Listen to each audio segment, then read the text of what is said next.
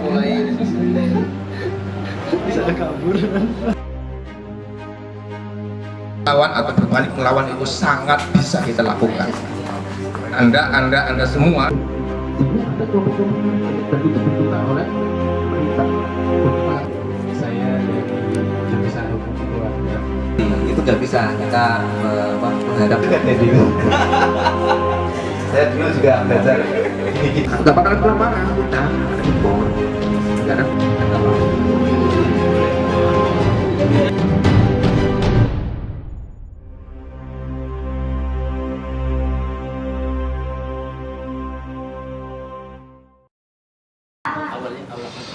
Menyambut kedatangan Hari Tani Nasional. Karena Hari Tani Nasional ini, coba ada yang tahu nggak nih?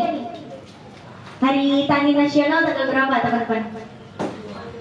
Ayo. 24. Jadi, ya aduh cinta luar biasa.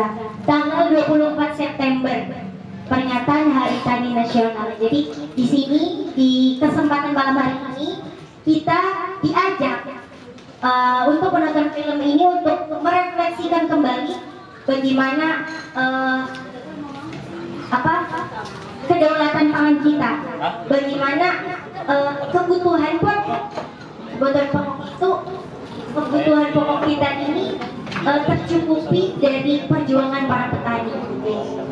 Nah mungkin sebelum mulai ini teman-teman bisa pesen-pesen kopi dulu sama barista kita yang nggak kalah kece malam hari ini. Bisa ditengok dulu, nggak apa-apa. Filmnya bagus ya.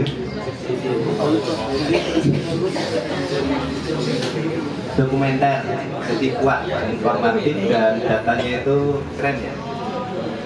Jadi di kepala kita itu banyak sekali kesimpulan berdasarkan data yang diberikan itu.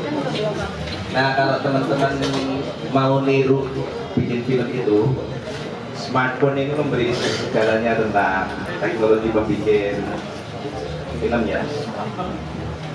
Saya tadi ngobrol sama Pak Satori, ada yang teman-teman nih di mata kuliah ya, tiap mata kuliah ya, satu tugasnya adalah bikin dokumentasi kampungnya masing-masing saja. Gila itu, gerakan ya Pak, jauh-jauh ya. Data-data tentang tanah yang kita miliki selama 5 tahun, perubahan penggunaannya, terus kemudian kualitas airnya, kemudian jumlah petaninya, kemudian semakin tinggi, nanti mungkin akan data yang menarik, semakin tinggi pendidikan, semakin teman-teman kuliah, semakin membenci pertanian dan semakin meninggalkan pertanian. Itu ironik gitu ya. Nah, tapi itu harus dicek ya, harus dicek. Saya sendiri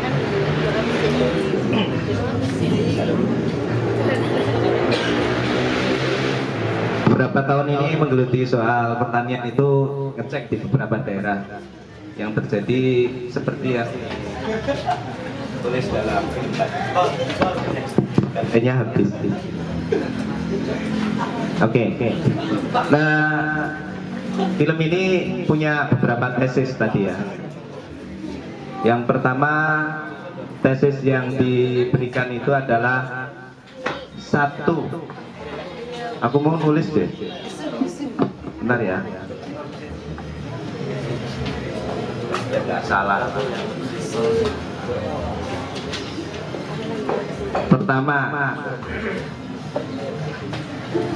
petani itu di desa mensubsidi para buruh di kota. Ini tesis pertama. Tesis itu gambaran ide yang disimpulkan dari data-data. Klaim tentang satu ide berbasis data-data itu namanya tesis. Tesis pertama itu kalau dipikir-pikir benar juga, tapi kalau dipikir-pikir itu ya seakan-akan jadi buruh itu kok jahat gitu ya. Jadi nanti dunia pertanian dengan dunia buruh itu juga sebetulnya dua dunia yang harus kita perhatikan mengenai sistem produksi kehidupannya. Nah, film ini tadi memberi informasi bahwa sistem produksi dan sistem distribusi itu ada masalah. Sistem produksi itu maksudnya gini, dari bahan mentah, dari tidak ada bahan-bahan ditumbuhkan menjadi bahan mentah. Jadi dari bahan mentah kemudian diolah menjadi bahan setengah matang. Dari bahan setengah matang kemudian diolah menjadi bahan matang dan dikonsumsi. Nah, bagian pertanian itu adalah bagian penyedia bahan awal. Nah, nanti sistem pembuatan harga itu namanya use value dan added value. Kalau dalam sudah ngomong kayak gitu ya, males sekali. Pokoknya gini, harga itu maksudnya modalku sekian, tenagaku sekian, dihitung. Dan nanti dan plus sepertiga. Ini namanya adalah penentuan harga terkecil, head, harga eceran terendah. Nah, itu baru namanya bisa bernapas. Tapi itu yang terendah ya, belum untung. Nah, tadi Mas Dendi, Pak Farid Gabar, terus Mas Imam Fatori, bukan, Imam siapa tadi Pak? Nah, itu tadi dia produsen di situ luar biasa dia. Nah, itu apa namanya, menyelidiki itu kan dari aspek harga itu. Ternyata ya petani itu namun Pak. Orang Purworejo pakai bahasa Jawa ya. Rugi apa untung Mbak? Kok artinya sesuai, nggak ada rugi nggak ada untung, ya pokoknya bisa makan lah gitu. Nah, itu taraf hidupnya itu berarti benar-benar tidak bisa membuat usaha tani ini menjadi keuntungan yang lebih. Istilahnya itu dalam istilah pertanian itu hanya mampu untuk mensubsistensi kebutuhan hidup, tapi tidak mampu membangun pertanian itu harganya menjadi komoditi. Pertanian itu tidak bisa menjadi barang yang berharga. Makanya bapak-bapak tani di desa menyekolahkan teman-teman ini ke kota supaya meninggalkan pertanian, karena pertanian itu tidak menjanjikan kapital, tidak menjadi komoditi. Karena orang tua kita itu sayang sama kita. Sayangnya orang tua sama kita itu menyelamatkan kehidupan nasib kita. Caranya bagaimana? Adalah meninggalkan pertanian. Ironi kan? Tesis pertama itu. Jadi karena nanti harganya ini murah. Karena harga beras itu tidak bisa ditentukan oleh tani itu sendiri, tapi nanti ada penentu harga dari pemerintah, yaitu dari ya nanti itu sistem pasar ya. Tapi nanti Bulog itu akan memberikan ragu-ragu. Gitu. Tadi di film ini juga diterangkan ya, pada akhirnya dalam seluruh rantai distribusi hasil, jadi masuknya di sektor distribusi ya, penjualan, itu petani hanya dapat untung 30%. 70% itu justru pedagang itu yang beli dari tani, terdiri dari tengkulak, toko, supermarket, retail, pengecer, dan seterusnya. Itu dibagi-bagi untungnya. Pokoknya pada skala penjualan tertinggi, petani dapat 30%. Jadi ki timbangannya macul ngoso ya, mending dodolan bae, duit akeh, tur resik, wangi. Jadi wah, ironik memang. Jadi di sektor distribusi itu petani itu dihabisi 70%. Makanya tadi Mas Don ya, dia kemudian merespon itu, balik ke kampung sama Mas Farid Gaban. dia ingin membangun koperasi pertanian, tapi baru upaya rintisan dari kelompok tani ke kelompok tani yang lain. Namanya adalah sharing resources. Nah itu sudah bagus, tapi itu juga mudah dihabisi juga, gitu, mudah dihabisi itu oleh kepentingan kapital lebih tinggi. Nah kita perlu bergerak lebih lanjut, jangan hanya sekedar kelompok-kelompok petani dan kelompok-kelompok, tetapi juga harus mampu membangun upaya apa yang kita sebut sebagai strategi spasial. Nah itu nanti memakai kekuasaan-kekuasaan yang mungkin diduduki, yaitu desa sampai kabupaten. Kalau nanti desa ada perdes-perdes untuk perlindungan, untuk proteksi tanah, dan kemudian aliansi antar desa, karena yang namanya petani itu upaya ekologis.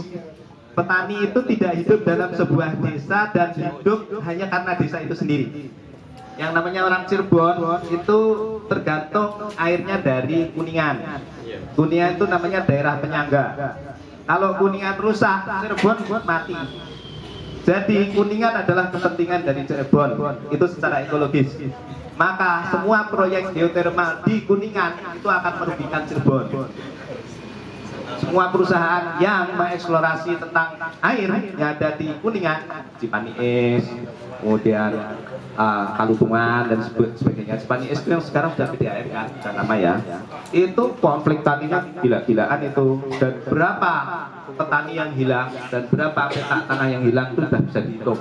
Tadi Mas Farid Gaban ngitung 500 keluarga petani per tahun hilang. Dalam 40 tahun pertanian akan habis. Itu dengan asumsi laju sekarang ya, laju sekarang. Jadi gila itu sebetulnya. Dan salah satu yang menghabisi itu adalah kecenderungan sekolah tinggi-tinggi seperti kalian itu dan meninggalkan pertanian. Iya, terasa nggak lihat pacul aja nggak pernah toh. Koneng meluku baru dan tidak telepon. Kalau belum pernah ke sana nggak usah ngomong tani. Ayo kita belajar untuk mengakrabi itu, supaya teman-teman mampu untuk merasakan bagaimana menjadi petani. Pak Satar ini udah petani, dia udah berapa tahun ini, setahun atau 2 tahun ini udah ngerasain bawang ya, dan sedang riset mengenai pola distribusi ke Jakarta. Bagus. Teman saya Mas Imam Fatori itu, wah luar biasa itu. Sekarang dia sedang setelah di LPTP Solo untuk memperdalam teknologi pertanian dan teknologi pedesaan. Ya, nanti teman-teman kalau kebetulan dia kemarin juga ikut berlatih pertanian di Wangsakerta, di Saung Wangsakerta yang di Satu Patok itu, teman-teman bisa main ke sana. Berapa kawan di sini sering ke sana. Ada siapa itu? Ada Mas Ketana dan sebagainya.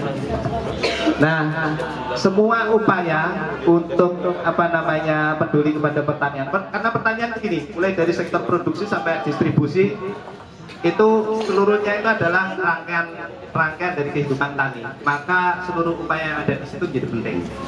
Jadi tani itu tidak hanya sekedar yang nyangkul di tanah, di sawah, tapi yang mengupayakan teknologi pertanian, yang mengupayakan tentang teknologi untuk membangun pupuk organik cair, baik melalui kondensasi, melalui karbonasi, melalui penyulingan dan seterusnya. Itu nanti penting. Fermentasi biasa sampai kepada teknologi yang lebih baik. Nah itu kita lagi kembangkan itu. Nah itu tesis pertama itu ya, mensubsidi. Buktinya gini, penentuan harga itu tadi yang menentukan bukan tani. Dan kemudian murahnya produksi ini kemudian bermanfaat bagi kaum buruh di kota yang gajinya juga nggak banyak. Jadi itu mensubsidi. Nah, kalau misalnya beras itu harganya tinggi, buruh-buruh itu ya kacau juga gitu ya. Tapi kalau rendah, petaninya yang mampus. Gimana ya caranya memikirkan mengenai keadilan itu? Nah, teman-teman harus berpikir mengenai keadilan sosial itu seperti apa. Keadilan di antara petani itu nggak mungkin bisa dipikirkan kalau kita tidak tahu tentang apa yang disebut sebagai keadilan sosial. Nah itu nanti teorinya banyak sekali. Teman-teman harus belajar itu. John Rawls dan seterusnya. Oke. Nah, kemudian tesis yang kedua itu adalah kata Mas siapa itu tadi, John ya. Petani itu tidak bisa berbuat secara ekonomi, tapi dia hanya bertahan hidup. Karena memang tidak bisa mendapatkan hasil ya, komoditas, tapi hanya hidup apa adanya dan subsisten itu tadi, sehingga dia tidak menjadi berekonomi, tetapi dia hanya subsisten. Itu adalah tesis kedua. Tesis ketiganya adalah bagaimana cara mengatasi itu adalah memotong rantai distribusi. Nah, film ini tujuannya ingin tahu tentang sebab-sebab mengapa petani menjadi tidak bisa bangkit itu tadi dengan 3 tesis itu ya. Nah, sebab-sebabnya tadi sudah disebutkan ya, ada yang internal maupun ada yang eksternal. Internal adalah sistem produksi tani itu sendiri. Aku belum banyak ngomong itu sengaja. Terus yang kedua, yang eksternal itu adalah industrialisasi, geotermal, waduk dan seterusnya tadi, yang tidak bisa dikontrol oleh tani sendiri, tetapi itu merupakan suatu proyek negara. Nah, repotnya gini, negara itu melalui Undang-Undang Cipta Kerja yang ramai banget itu ya, tahun 2018 ya Pak ya, panjang itu. Nah, itu sekarang mempunyai apa yang disebut sebagai proyek strategis nasional. Proyek strategis nasional itu kalau itu dilakukan pada aktivitas-aktivitas vital ekonomi negara, maka yang menjaga pemerintah itu tentara. Susah banget itu, walaupun kita berkumpul sampai mati-matian itu tetap aja jalan itu. Coba teman-teman tadi di Wadas itu ya jalan aja itu kan. Kemudian di bandara sini jalan aja. Jogja juga jalan terus, karena itu proyek nasional, prioritas nasional. Masalahnya sebetulnya bukan proyek prioritas nasional itu, tapi pendekatannya sangat buruk, sangat buruk. Tidak pernah ada AMDAL, tidak pernah ada sosialisasi, tidak pernah ada calonnya banyak sekali dan kejahatan luar biasa. Nah, yang kedua sebetulnya ada kesempatan yang bagus. Kita ini ada yang disebut sebagai LSD, itu diputuskan pada peraturan pemerintah tahun 2019 kemarin dan efektif 2021 ini. Namanya LSD, lahan sawah dilindungi. Lahan sawah dilindungi itu gini, karena industrialisasi gila-gilaan, maka kemudian negara memutuskan proteksi pertanian harus ada untuk sustainabilitas, SDGs. Nah, itu namanya LSD, lahan sawah dilindungi. Nah, itu sudah diputuskan ada di 8 provinsi di Indonesia. Jawa Timur, Jawa Barat, Banten, Jawa Tengah, kemudian Bali, kemudian Flores, kemudian Sumatera Barat. Nah, ada 8. Cirebon salah satunya. Cirebon mendapatkan jatah 500 sekian hektar. Dan Cirebon sekarang hanya memiliki sawah 400 hektar. Sisanya kemana itu? Sudah diambil oleh industri. Salah satunya di Pabedilan. Sana ada. Namanya di atas tanah LSD, tapi pabrik-pabrik. Lalu kemudian diperdikasi ini dan di Mundo ini ya, sampai nanti ke barat. Di Dermayu banyak banget. Nah, sekarang sudah ada wilayah Tiga Rebana. Batas antara Subang, Dermayu, Cirebon sama Majalengka. Nah, yang kemarin rame-rame itu juga nanti sangat rawan untuk alih fungsi lahan. Itu aja deh. Nanti yang lain-lain Pak Satori. Tapi saya memunculkan itu supaya nanti kita bisa bicara lebih lanjut, terutama untuk Cirebon kita. Oke. Menarik tadi apa yang disampaikan oleh Pak Wahid ya. Jadi dari film ini ada beberapa tesis yang tadi disebutkan. Nah, bagaimana kita sebagai pemuda harus bergerak untuk menyelamatkan hal-hal yang disebutkan, ketidakadilan dirampas, kesejahteraan juga tidak diselenggarakan gitu. Jadi kita harus bergerak dan harus tidak boleh alergi terhadap pertanian gitu. Tapi ada hal yang menarik juga nih dari film ini. Jadi kalau teman-teman lihat di poster itu ada di bawah silat tani, terus ketika petani diserang dan balik melawan. Nah, aku penasaran juga nih, gimana kira-kira dari pemantik kita ini, dari Gus Satori, menafsirkan kata itu gitu. Apa sih sebenarnya serangan-serangan yang dihadapi ini gitu, serangan-serangan apa, dan terus bentuk lawannya itu apa lagi gitu kan, gitu. Mungkin gimana tuh Gus Satori sendiri? Assalamualaikum warahmatullahi wabarakatuh. Selamat malam kawan-kawan. Semoga di tempat ini bukan ada yang bukan kawan, semuanya kawan. Tapi nggak apa-apa, kalau belakang ada yang bukan kawan, biasa ada kawan ada lawan. Oke, pertama ini setelah sekian lama di malam ini saya bisa ketemu kawan karib saya luar biasa ini. Pak Wahid, kalau dihitung-hitung ya udah 5 tahun lebih ya. 5 tahun lebih kita tak jumpa di dalam satu forum seperti ini. Terus terang saja, Pak Wahid, saya lah yang menginginkan beliaunya dipanggil pasti.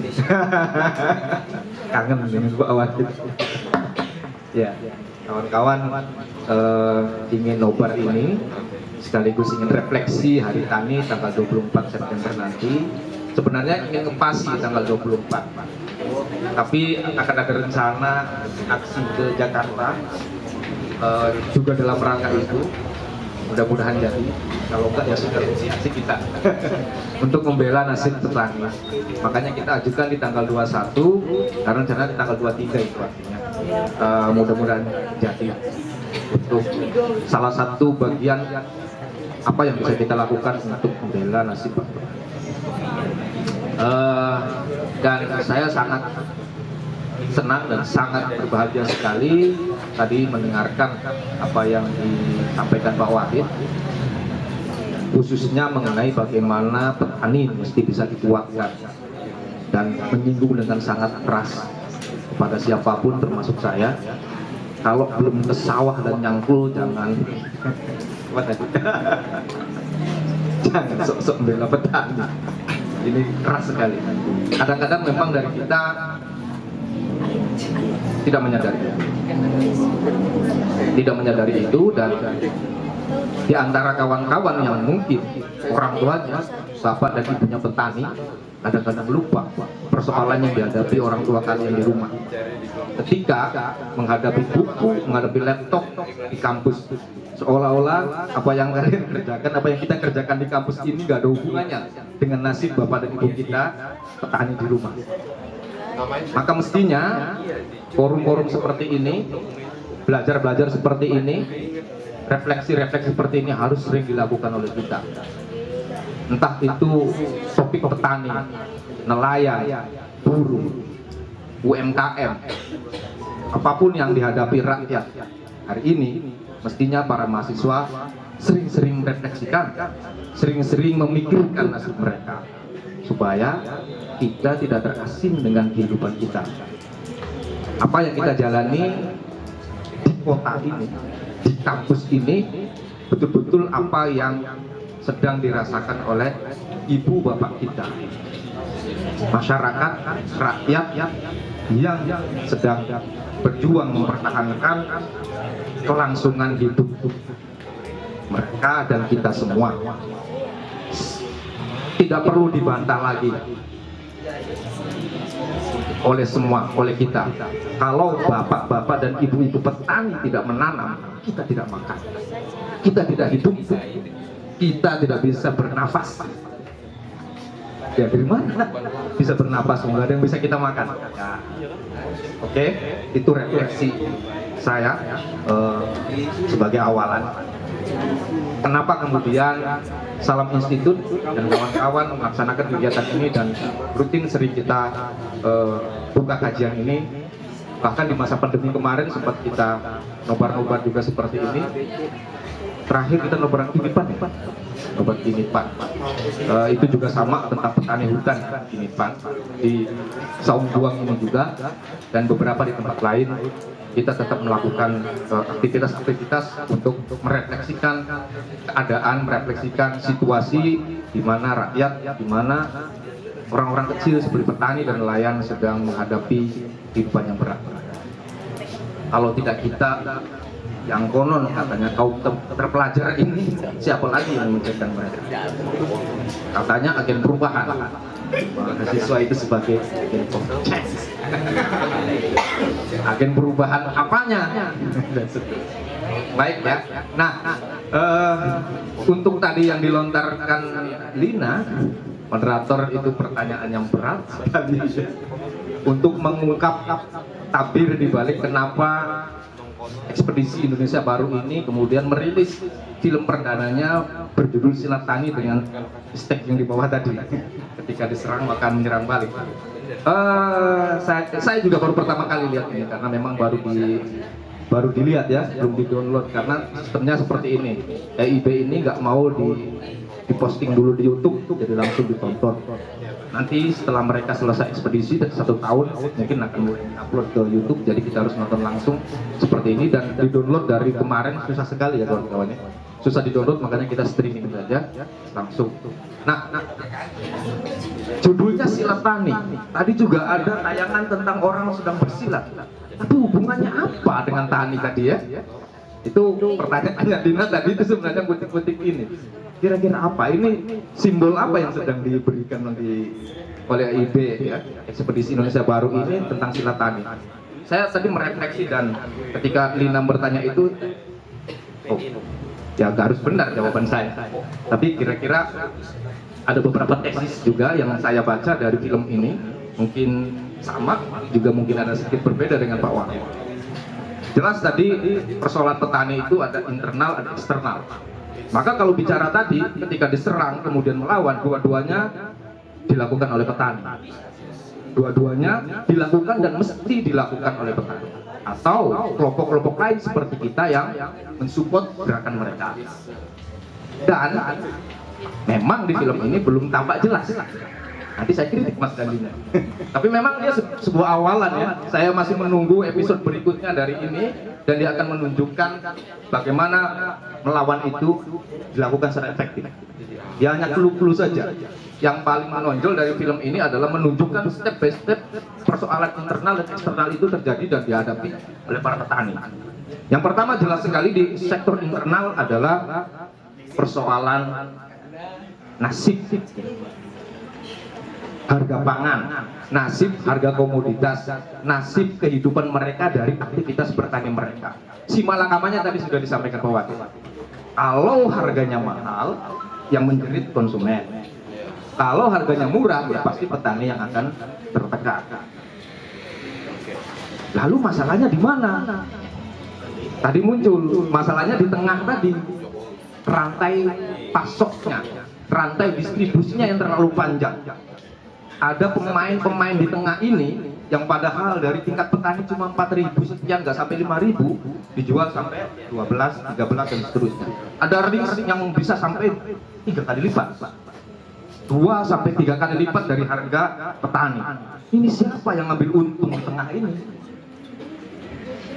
Inilah setan-setannya, setan-setan yang mengganggu petani. Mestinya kalau ini nggak ada, petani bisa di 7.000, konsumen bisa 8.000, langsung. Nggak ada yang di tengah ini, orang yang mengambil keuntungan 2 sampai 3 kali lipat di tengah ini. Petani tadi bilang yang paling hebat aja 5.000. Kalau mereka bisa menjual 7.000, wah mereka akan sangat senang sekali. Dan konsumen kalau bisa membeli 8-9.000, dia juga akan senang. Jadi yang di tengah ini menyengsarakan dua-duanya, baik petani maupun konsumen kayak kita. Setan inilah yang sebenarnya mengganggu kehidupan petani. Cuman sayangnya memang ini yang nanti kemudian saya akan protes ke Dandi. Mas Dandi Laksono sang sutradara, itu kawan dekat saya ya. Mas Dandi Laksono sudah juga kita undang ke sini, pernah datang, pernah diskusi sama doi sering juga datang ke sini, kawan dekat saya namanya Mas Dandi Laksono yang sutradara film ini. Saya akan protes nanti. Protesnya apa? Tapi dia juga akan berbalik. Ini kan baru trailer. Film 1 jam ini baru pembuka. Dia pasti akan paparkan lebih detail lagi. Setannya tidak jelas tadi. Tidak ditampakkan di film ini, ya nggak? Ya hanya ngecek harga di pasarnya, terus kemudian membandingkan harganya, selesai. Siapa pemainnya? Pemerintah kah? Oknum-oknum preman kah? Tengkulak-tengkulak ini wujudnya apa? Bentuknya apa? Ada berapa jenis? Ini yang nggak ditunjukkan di film ini, tapi dikasih clue-cluenya. Tuh kira-kiranya. Kita tunggu episode berikutnya dari film ini yang menunjukkan setan-setan ini. Dan saya sendiri tadi diceritakan Pak Wahid sudah menelusuri langsung dari hulu ke hilir bagaimana ketika saya jadi petani, saya menggarap lahan, saya kemudian panen, saya membawa hasil panen sampai kemudian ke pasar menjual dan seterusnya. Saya pernah melakukan itu untuk mengecek seperti apa penindasan yang dilakukan, apa yang dialami oleh petani. Setan di tengah ini teman-teman, di luar kontrol petani. Kalau ditanya nggak ada yang tahu petani juga. Itu siapa yang memainkan harga itu? Dari kita 4.000 kok disampaikan bisa 12.000. Ada berapa? 9 sampai 10.000 hilangnya atau silumannya harga. Siapa ini yang menaikkan ini? Siapa yang memainkan ini? Siapa yang memanfaatkan sampai 3 kali lipat ini? Petani nggak ada yang tahu. Itu di luar kontrol mereka. Jadi padi yang sudah mereka hasilkan itu jadi barang yang sudah tidak lagi bisa dikontrol mereka. Padahal padinya sama. Padi itu juga yang dikeluarkan petani 4.000 sampai ke kita jadi 12.000. Padinya itu juga, bukan padi yang lain tadi ditunjukkan. Tapi pada beda harganya. Itu ternyata lapis-lapis teman-teman. Dan itu luar biasa. Luar biasa jaringannya. Kuat sekali dan menjerat. Gampangannya ngomong begini. Ente punya cabai, ente punya tomat, ente punya beras. Jual ke saya akan jualkan ke sana. Harganya tapi segini. Kalau enggak silakan jual sendiri. Harga silakan atur sendiri. Tapi begitu petani ke sana, di sana udah bilang, oh nggak bisa, kamu bawa barang ke sini. Kalau mau harganya sekian, pak langsung diturun. Seperti itu. Jadi memang ada upaya setan di tengah ini untuk tidak menghubungkan petani kepada konsumen langsung, dan itu sistematis. Baik dilakukan oleh pemerintah maupun non pemerintah. Nah ini sayangnya yang tidak ditunjukkan. Tapi nanti saya yakin akan ditunjukkan di episode berikutnya. Begitu teman-teman refleksi saya sekaligus kritik ke film ini yang belum ya. Bukan berarti jelek, sangat luar biasa tadi ya. Bagian itu yang kurang detail dan memang di bagian itu sebenarnya memang bukan tujuannya film Silatani untuk sini. Tapi dengan begitu saja petani sudah berupaya dengan berbagai upaya untuk bisa menanggulangi itu. Dan disitulah sebenarnya kalau kita mau membantu petani secara internal, yuk singkirkan setan-setan itu. Setan belek. Kita cari, kita identifikasi, lalu coba kita selesaikan. Makanya tadi kalau dibilang melawan balik mestinya di situ. Bagaimana itu bisa dilawan balik? Tadi diberikan solusinya, tapi lagi-lagi baru trailernya. Seperti apa konsepannya itu juga belum jelas tadi dijelaskan. Untuk bentuknya jelas koperasi. Bentuknya jelas bagaimana idenya mendekatkan antara petani dengan konsumen. Idenya macam-macam, sulit sekali. Dan mesti beberapa tahap, beberapa langkah mesti kita lakukan untuk sampai ke sana. Ya, karena beratnya itu internalnya ya. Pelik sekali. Dan mestinya lagi-lagi kalau mau bicara soal keadilan kebijakan yang kayak begini ini mestinya diperhatikan oleh pemerintah. Bagaimana kebijakan-kebijakan itu bisa mendukung petani agar bisa menyelesaikan problem yang setan di tengah tadi. Tapi apa yang sering kita lihat, apa yang sering kita saksikan, malah impor. Barang dari asing didatangkan ke negeri kita, ya lebih hancur harganya. Loh, nggak ada barang-barang dari luar aja udah semrawut begitu, harga barang dimainin sama orang tengah ini. Datang barang yang baru dari luar, udah teman hancur, kacau. Turunin harga turunin harga dari petani, suka-suka dia naikkan harganya ke konsumen. Nah, dan kebijakan impor ini sampai hari ini masih menjadi andalan.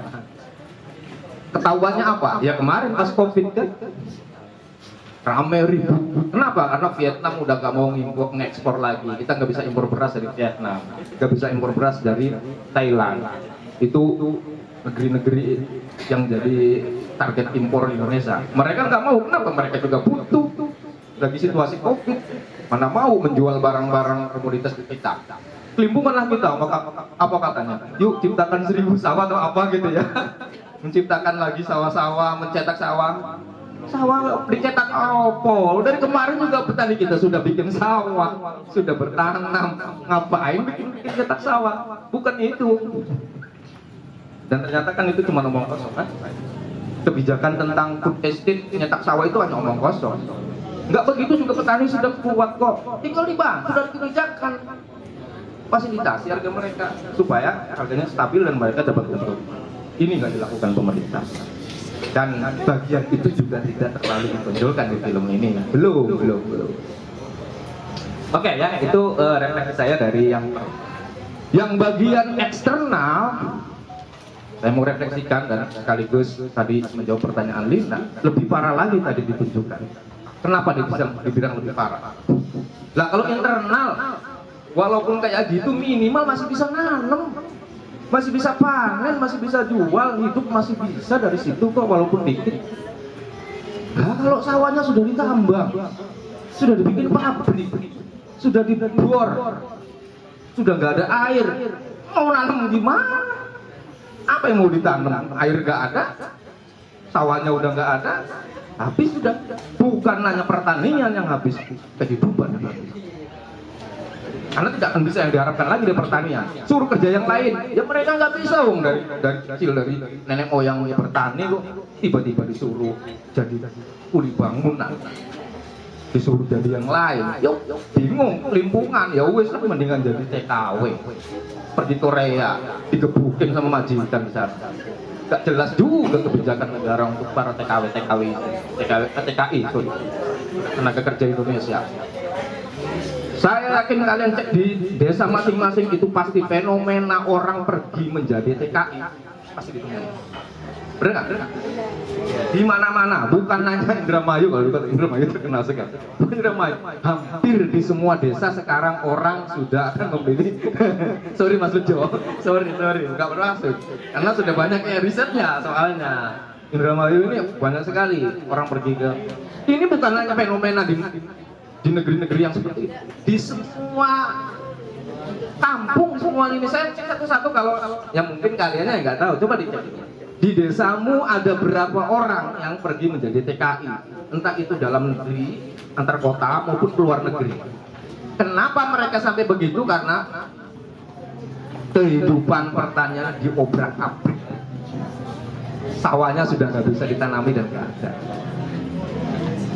Oke, persis di bagian ini tadi ditunjukkan. Saya yakin kalian ada yang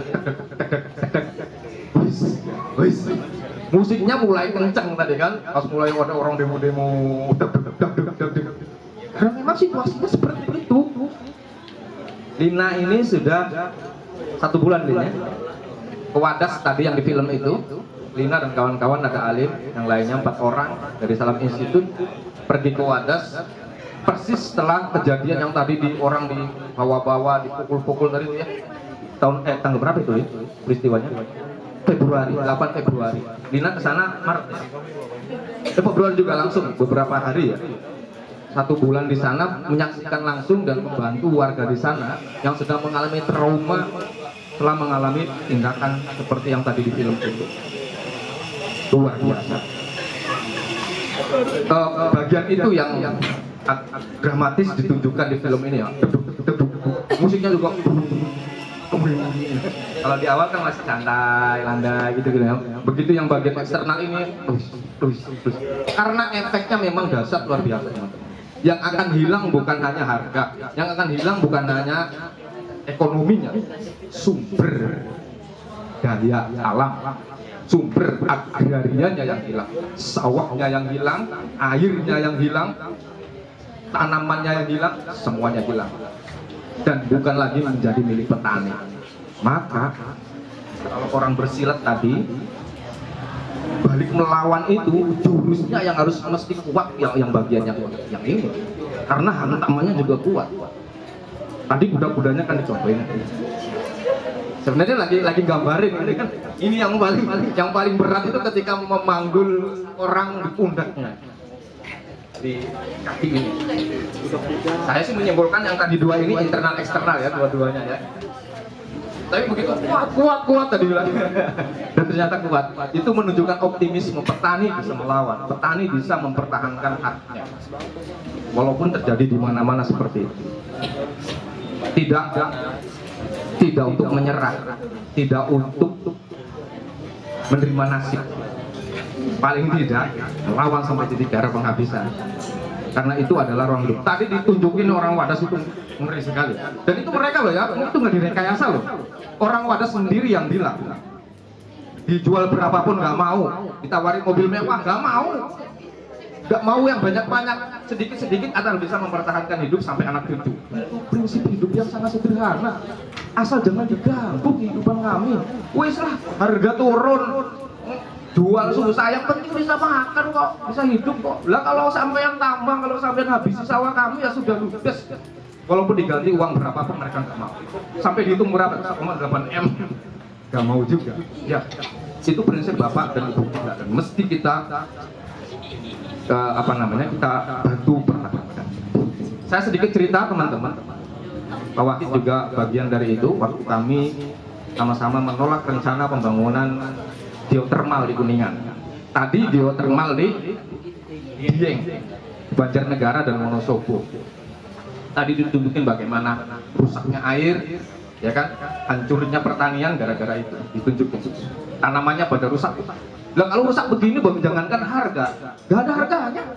Lah yung gimana sawinya nggak bisa pada layu begitu, ya? Kenapa airnya rusak? Airnya sudah asin. Pertanian itu kalau pakai air asinnya nggak bakalan tumbuh, ya? Nah kalau airnya sudah dirusak, jadinya asin, kena pencemaran, ya tanamannya jadi pada layu. Jangankan ngomong harga, ya itu jadi pakan kambing, dan jadi apa-apa. Ya, itu ditunjukin luar biasa. Dan kalau saya Pak Wahid, kita optimis bisa melakukan perubahan itu dan membantu petani. Dan saya sangat terinspirasi dengan apa yang kita lakukan di Cermai. Saya selalu ceritakan kemana-mana. Para petani Kuningan di Cermai, saya pribadi merasa bagian dari pihak yang telah menyelamatkan. Dan saya sendiri terselamatkan kehidupan pertanian di Cirebon ini seperti yang katakan Pak Wakil. Karena kalau Kuningan rusak, pun akan rusak. Dan itu bisa kita lakukan. Teman-teman, saya perlu cerita, tahun 2014 Kuningan akan dibor seperti di Dieng tadi, tahun 2014 oleh perusahaan geotermal yang bernama Chevron dari Amerika, tahun 2014. Dan kita bisa pukul mundur, kita usir mereka dan nggak jadi mereka menambang di sana. Tidak seperti di Dieng tadi. Bisa kita lakukan itu. Dan bisa kita lakukan di mana-mana. Asal kompak, solid, bergandengan tangan dengan petani. Wong waktu itu aksi tiap minggu petani turun jalan ya, ribuan truk tiap seminggu itu bisa 3-4 kali turun jalan untuk menuntut haknya. Jangan dilanjutkan rencana penambangan karena efeknya tadi airnya akan rusak. Jadi geotermal itu teman-teman katanya kan ramah lingkungan, energi terbarukan. Ya, energi terbarukan, tapi lu butuh banyak air untuk memprek, untuk membuat atau mengambil panas bumi. Jadi geotermal itu energi panas bumi, perut bumi dibelah, keluar panasnya, lalu kemudian dikonversi menjadi listrik. Tapi membelah batuan bumi ini perlu difrek. Difreknya pakai apa? Dipecahnya pakai apa? Pakai air. Terus nanti dikasih larutan kimia, lalu baru keluar. Itu cara kerjanya. Makanya tadi disebutin. Kok yang dikejar, kok yang banyak sumber mata airnya untuk pengeboran tadi ya? Ada yang deket gak? Ya karena memang butuh sumber banyak air. yang akan menjadi titik pengeboran di Kuningan itu sangat berdekatan dengan mata-mata air yang ada di Gunung Cermai. Dan kalau air-air itu dipakai untuk ngebor, petani dapat air nggak? Mampus. Itu yang harus kita tolak. Itu kalau airnya dipakai ngebor ya habis yang didiam itu, lama-lama tidak akan dapat air, sudah itu pertanian akan hancur itu. Bung tadi aja ditundukin oleh banyak hal ya sekira. Lama-lama merembet semuanya yang kena. Yang di Batu Raden itu di apa? Purwokerto, PLTPB, Batu Raden juga sama, longsor gunungnya. Ya iya, gunung kok dibor, aneh ya coba longsor ya. Nah, kembali ke aksi kami waktu itu. Apa kata kuncinya teman-teman? Bergandengan tangan, semuanya kompak melawan. Dan saat itu kita bersama wakil-wakil rakyat yang luar biasa itu. Wakil-wakil rakyat anggota DPRD Kuningan saat itu yang kuat. Maka tadi juga ditunjukin ya, hati-hati nanti kawan-kawan memilih wakil rakyat ya. Jangan mau diiming-imingi. Jangan milih Jokowi. Jangan milih Jokowi. Jangan milih siapapun yang kemudian akan merusak kehidupan masyarakat. Waktu itu kami kontrak dengan para anggota dewan yang akan maju ini. Tolak atau setuju dengan geotermal? Kalau tolak, kita dukung. Kalau Anda setuju, tidak akan didukung. Dan semuanya kompak. DPRD semuanya kompak menolak rencana geotermal. Yang menerima cuma bupatinya. Jadi tinggal kita adu aja DPRD dengan bupati kan? Dan itu berhasil. Wakil rakyat bisa kita pegang. Itu yang pertama ya. Politik jelas. Kalau urusannya dengan eksternal itu pasti urusan dengan politik. Kenapa? Karena kebijakan politik lah yang menentukan itu. Dan mau saya tegaskan, kita warga Indonesia bisa dan berhak untuk menentukan nasib sendiri. Jangan asal sembarangan milih wakil. Jangan sembarangan milih wakil rakyat. Kalau perlu kita sendiri yang maju. Sayangnya berpolitik, tapi kita lakukan. Berat ya, pasti jauh lebih berat dari yang internal tadi. Jauh lebih berat. Ya, dua-duanya berat. Tapi kalau ini jauh lebih berat. Karena yang punya kepentingan tadi Pak Wahid sebutkan dengan PSN itu proyek strategis nasional. Jadi kalau saya punya uang, saya punya proyek, lalu kemudian disahkan oleh negara merasa ini kebutuhan negara, maka proyek saya kemudian menjadi PSN, proyek strategis nasional. Maka proyek saya ini walaupun tadinya punya saya menjadi milik negara. Siapapun yang mengganggu maka artinya mengganggu proyek negara. Padahal itu hanya saya. Menegarakan kepentingan orang berbisnis. Kira-kira begitu, simpelnya yang tadi disebutkan dengan PSN tadi. Ini adanya di tingkat kebijakan, untuk seperti ini. Tadi yang digambarkan di Wadas dan seterusnya. Dan lagi-lagi mau saya tegaskan, kita warga negara bisa melakukan itu. Ada satu hal yang paling penting dan kemudian tidak disadari oleh banyak kalangan muda. Dan ini menurut saya penting sekali. Perlu saya sampaikan di sini. Setiap daerah itu, kawan-kawan, ada yang namanya rencana tata ruang wilayah. Oh ya, RT RW, baik di tingkat kabupaten, kota, di tingkat provinsi maupun tingkat nasional. Dan yang membuat RT RW, rencana tata ruang ini adalah wakil-wakil kita. Dan kita pun bisa melakukan bergen dengan mereka. Tata ruang wilayah itu gambarannya begini teman-teman. Kabupaten Cirebon, bagian sini, Kecamatan Astana Jepura nanti akan dibikin apa untuk dibuat apa. Kecamatan Mundu akan dibikin apa untuk dibuat apa. Kawasan industri, kawasan pariwisata, kawasan pertanian, dan seterusnya. Artinya, wilayah-wilayah di sebuah kota dan kabupaten ini akan dijadikan apa, itu ditentukan oleh RT RW ini. Bentuknya peraturan daerah yang mengesahkan DPRD kabupaten kota, provinsi, dan nasional. Yang mengesahkan adalah kita rakyat yang suaranya dimandatkan kepada para wakil kita. Kalau kita tidak awasi, kalau kita tidak ketaati, ya mereka semau-maunya, suka-suka mereka. Siapa yang menginginkan ini jadi kawasan industri, berani berapa? Oh, jadi. Siapa yang ini mau jadi pabrik di sini? Oh, yang punya duit di sini, jadi. Kitanya diam sih. Kitanya nggak mencoba mempertahankan ini sih. Ya jadilah sawah-sawah itu jadi pabrik tulis. So, bagian dari melawan, Lin, kalian anak muda pelajari RT RW di kabupaten masing-masing.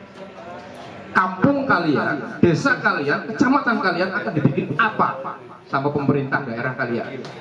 Dan itu semuanya bisa karena itu dokumen yang harus dipublik atau dipublikasi. Semua bisa diakses di internet. Pelajari. Loh, kampung saya ternyata kok mau dibikin mall. Mau nggak mau ya protes. Bilang ke wakil rakyat, diem aja, mereka juga enak.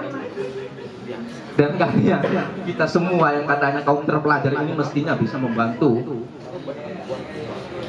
nelayan, tani, warga negara yang nantinya tanah wilayah garapannya akan diubah semuanya sendiri sama pemerintah. Kita bisa melakukan proses, melakukan apa namanya, kalau bahasa tentu bergain posisi, adu-argumentasi. Melalui apa? Ya melalui banyak cara, berkelompok, berserikat, melakukan penelitian. Kalau waktu menolak Chevron itu banyak sekali. Salah satunya perlu kita ceritakan sedikit ya. Itu sudah biar lebih nonjok melawannya. Karena itu bagian yang melawan, menurut saya itu lumayan antep kalau nonjok gitu ya. Saya dan kawan-kawan, ini masih banyak saksinya di sini, ya, melakukan penelitian. Mahasiswa akademisi saya waktu itu sebagai dosen menugaskan mahasiswa sekitar 40 orang, 2 kelas waktu itu, jurusan pengembangan masyarakat Islam, untuk melakukan riset evaluasi ekonomi. Jika seandainya geotermal, rencana proyek pembangunan geotermal itu dilakukan, apa yang hilang dari masyarakat? Maka semua sektor pertanian kita hitung. Kalau misalnya apa namanya, bukan kalau misalnya di satu desa itu ada berapa sektor pertanian, dihitung semua, ada berapa lahan yang menjadi sektor pertanian, lalu berapa uang yang memutar di situ, lalu kita hitung semua, dan hasilnya cukup mencengangkan. Satu desa saja ada namanya desa Pajambon, komoditas utamanya itu pertanian jambu. Di satu desa satu tahun itu 27 miliar satu sektor pertanian jambu. Waktu itu kita riset di 7 desa di Kuningan yang rencananya geotermal atau Chevron mau ngebor di titik-titik itu karena mereka dekat-dekat dengan sumber mata air tadi. Pajambon, Cisantana, Puncak, Sagarahia, lupa lagi. Ada 7 desa. Setelah ditotal kawan-kawan, dari 7 desa ini ada 300 miliar uang yang berputar dari petani-petani yang ada di 7 desa itu. Artinya kalau Chevron terjadi di situ, kemungkinan 300 miliar ini akan hilang dari tangan warga. Kenapa? Karena pertaniannya akan dirusak. Warga Kuningan tidak akan dapat air karena airnya dipakai pabrik. Itu data kita tunjukin.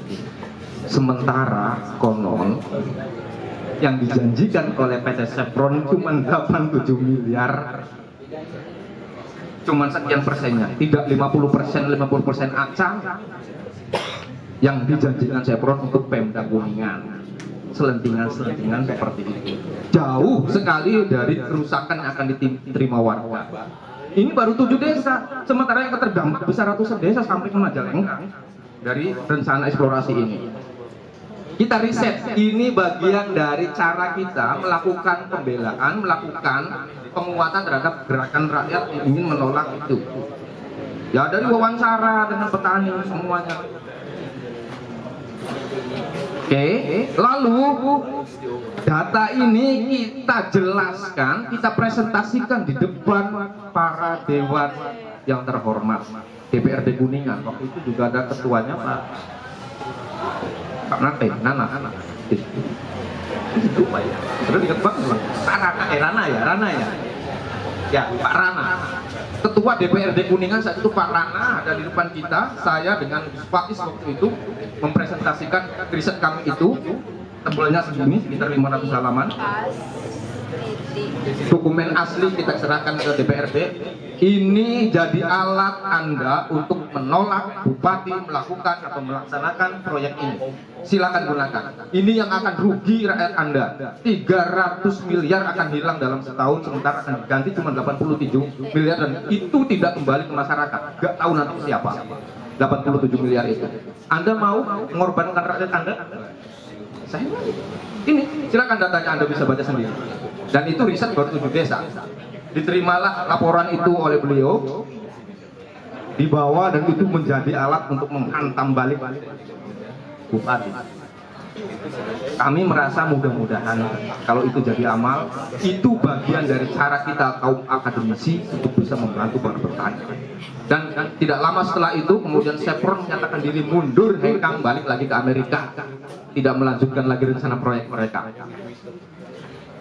Itu salah satu bagian. Tentunya ada banyak cara lain yang dilakukan kawan-kawan saat itu, termasuk Pak Wakil. Saya masih ingat betul diajak Pak Wakil, Mbak Farida, Isom, Royan dan kawan-kawan itu di Paseban ya, Cigugur, mendesain bagaimana gerakan kita mesti bergerak. Saya masih ingat betul waktu itu, dan yang dimandatkan kepada kami, saya dengan Gus Faiz, adalah di bagian tengah untuk menyuplai data untuk menjadikan argumentasi agar penolakan lebih kuat. Dan itu bentuknya perlawanan kita. Dan lagi-lagi mau saya bilang, apa yang diusulkan di film ini untuk kembali melawan atau berbalik melawan itu sangat bisa kita lakukan. Anda semua, anak-anak muda Indonesia, generasi penerus bangsa, ayo membela masyarakat yang lemah seperti itu, dan bisa kita lakukan. Sekali lagi, bisa. Optimis ini. Dan upaya-upaya itu terus dilakukan, jangan menyerah. Berat, iya, sulit, iya, tapi bukan berarti tidak bisa. Itu baru satu hal yang bisa saya ceritakan. Ada banyak contoh yang lain yang bisa saya ceritakan. Tentunya tidak sekuat sebombastis yang terjadi di Kuningan. Di beberapa tempat banyak terjadi kemenangan-kemenangan kecil yang bisa kita lakukan untuk membela kaum para petani. Ya, seperti itu. Saya sudah keliling-keliling ke Papua, ke Jambi, kemana-mana untuk juga membantu para petani, baik petani sawah maupun petani hutan. Nah, ini panjang kali lebar kalau petani hutan ini ceritanya, karena nanti berhadapan dengan Kementerian Lingkungan Hidup dan Kehutanan, akan ketemu dengan BPN, Badan Pertanahan Nasional, macam-macam kebijakannya yang aneh-aneh itu, ada hutan adat dan segala macam. Saya tidak akan panjang lebar, kan itu tidak bagian dari film ini, walaupun dalam hal balik menyerang, balik melawan itu juga dilakukan oleh mereka dengan banyak cara.